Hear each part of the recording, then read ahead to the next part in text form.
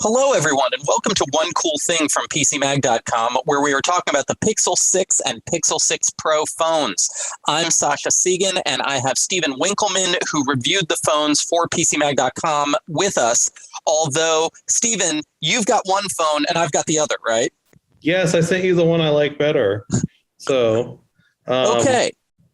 So you sent me the Pixel 6 Pro. You still have the Pixel 6 there, but let's start with some of the basic specs and what makes these phones unique. It has a really interesting design with this big camera bar here, right? Yeah. So what the first thing that came to mind to me is I was reading these essays by Zadie Smith, and she talks about like something that's like sort of odd and ugly enough that a child could design it, but they didn't.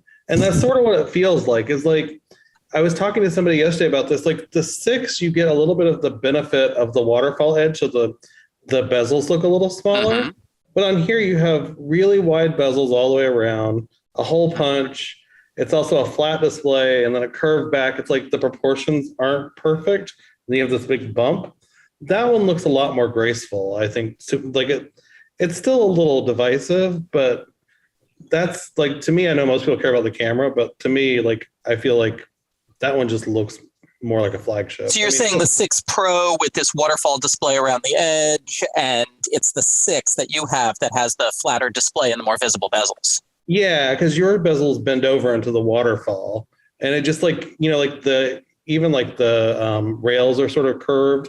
It's like you have a flat and then curved rails and a curved back and this flat panel. It's like just a lot going on. But that said, I mean, I really like the phone. I mean, so these being Google Pixel phones, what people really want to know about is the camera. And of course, this phone has a gigantic camera bump on the back, like really a camera bar. What are the specs of the cameras on the two models? So both of them have a 50 megapixel sensor, which is a quad Bayer sensor. So it really brings it down to 12.5 megapixels because you can't turn that off. And then they both also have the 12 megapixel ultra wide lens.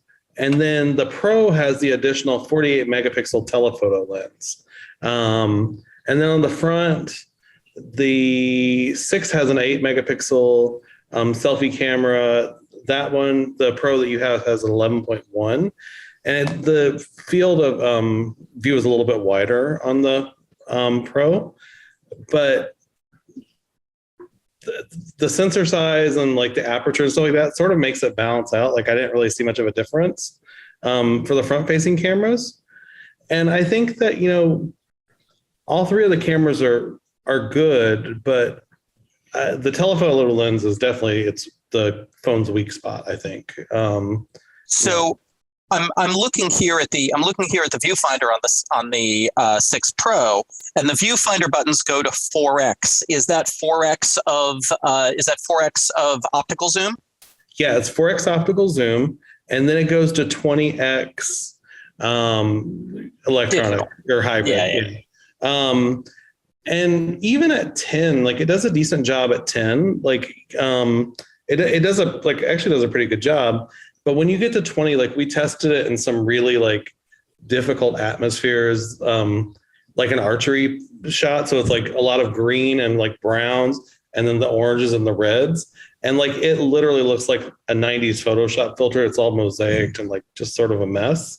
And that's probably an unduly hard test for that camera, but it does give you an idea of what's going on. So it like helped us understand the cameras a little better.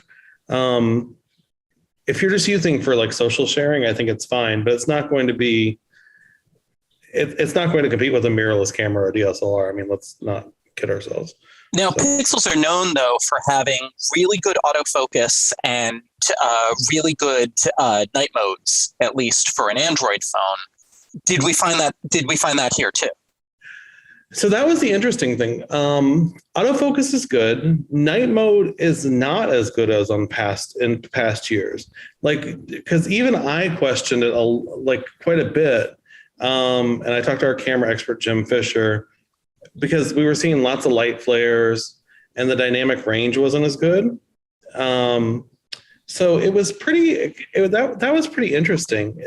The camera, there are lots of good things about the camera, and I think Google is still working out the software, because I remember with the Pixel 4a, the camera software, like the color science and stuff, was sort of not great when it came out, and then it improved over a couple months.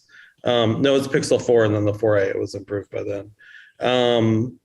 And I have a feeling they'll do the same thing here, because everything gets pushed a little warm. I mean, it's good, but it's not. It almost ventures or veers toward Samsung color science without being quite as saturated.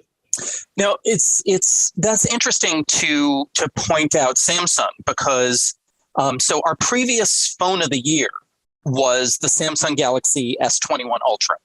And you did rate this one as better than the S21 Ultra, even though it sounds like you're kind of putting down the camera here. Oh, I think the cameras are far better than the S21 Ultra. I just don't think it's perfect. You know, like when we test them, I mean, you and I test a little differently. But when we test them, you know, like we're really pushing them as far as they can go. And I think the Pixel 6 did really good. Like, you know, it had some real wins, like with clarity, depth of field. It did really well. And the other things that were not as perfect, I think, partially come from using a larger sensor in general, and like the low light and telephoto. You know, like there's not really any smartphone that does a great job with telephoto. I mean, let's be honest. I mean, they do okay, but they're not spectacular. But it's much more crisp than the Samsung is by a long shot. And the white balance is really good.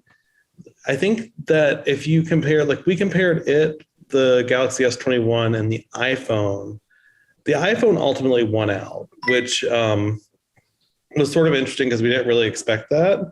But there was some metering, you know, like iPhones tend to like meter a little weird. So like they will take scenes a little dark. And when you clean them up, though, you get a lot better texture and a lot better dynamic range than you would get with the Pixel or the Samsung. And that was sort of surprising to us. And I feel like that was a biggie. Like that was one of the things that really sort of threw us for a long shot, because we expected the Pixel to do a lot better with low light.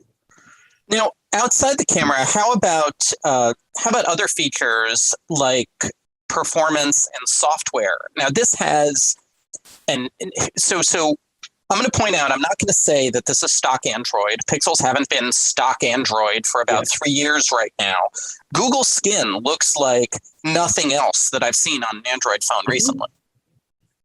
Yeah, I think I like it. But there's, if you come from an Android phone, like if you're like a Motorola user, there is a bit of a learning curve. Like figuring out how to turn off the phone is not going to be like, you don't just push the button. You usually, I mean, the easiest way is to use the assistant bar to turn off the phone. The notifications bar is a little different. Material U is nice.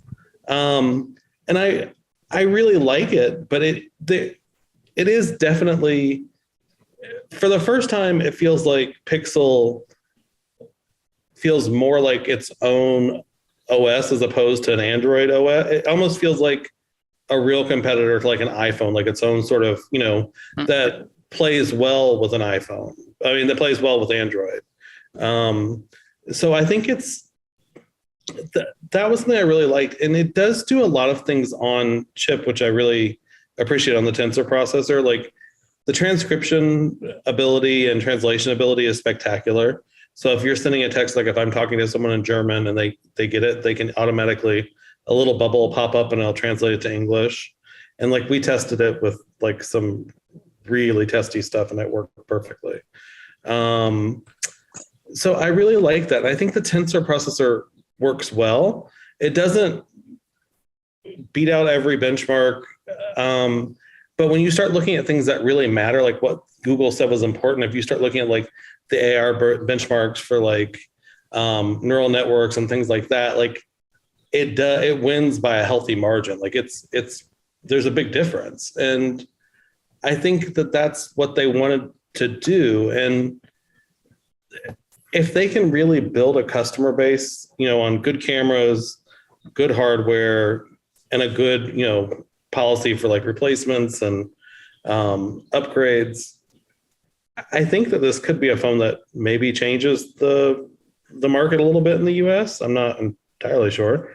But I have a feeling it could be a bit of a game changer because it's just something that we need that's a little different. Because right now we have just Samsung and Apple for the most part. I mean, we have Motorola for like low end and a couple of flagships.